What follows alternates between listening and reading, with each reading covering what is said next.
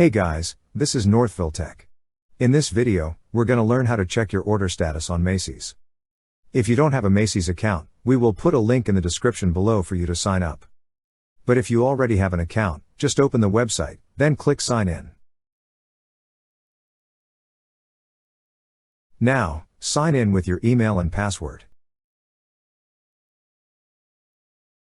At the middle part of this page, you will see a section for purchase history. Click on the View All button beside it.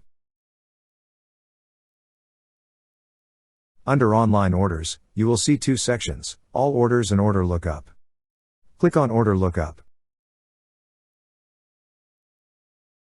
Now, enter your order number.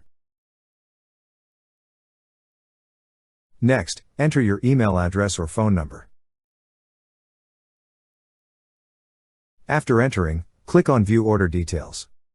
That's how you check your order status on Macy's.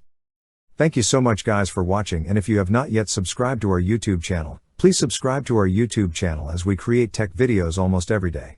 Also check out our website northvilletech.com for great tech articles, and our recommended resources in the description below for various sign-up bonuses.